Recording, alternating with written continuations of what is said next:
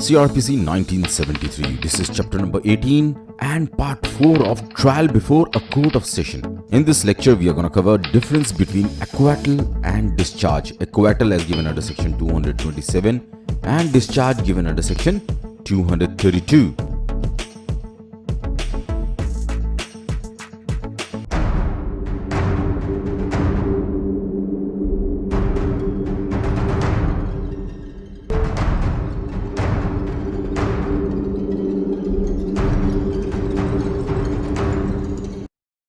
While answering to the question, what is the difference between discharge and acquittal, the first thing that should come into the mind is the section under which it's covered.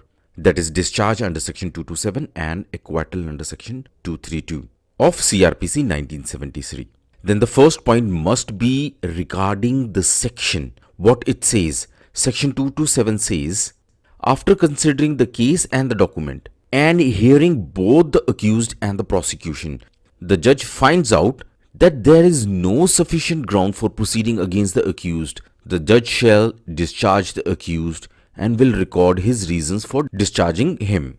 On other hand, section 232 says, after the evidence for prosecution and examining the accused and prosecution, the judge considered that there is no evidence that the accused has committed the offense. The judge shall order for acquittal and record his reasons for order of acquittal.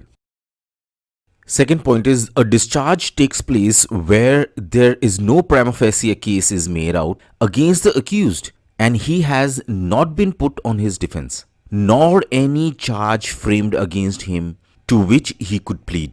But on other hand, after the accused has been called upon to enter his defense or a charge has been framed against him on prima facie case having been made out by the prosecution, the accused can either be convicted or acquitted but not discharged. So this is the first difference actually, but point number 2.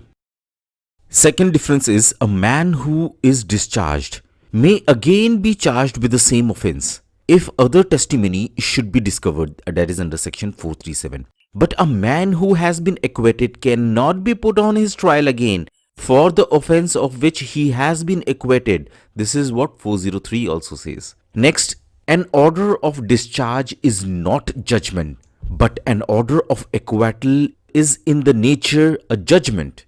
Fourth difference, an order of acquittal is judgment, which is always final, whereas order of discharge leaves the matter indefinite for all purposes of judicial inquiry.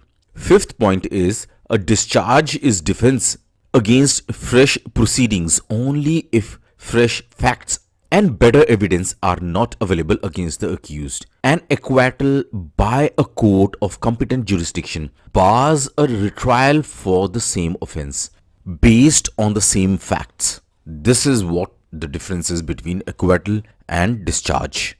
Students, budding advocates, anyone who wants to join the group on Telegram, the link is given below in the description. Please follow the rules. And before we come back, respect elders, love to kids makes this world a better place to live.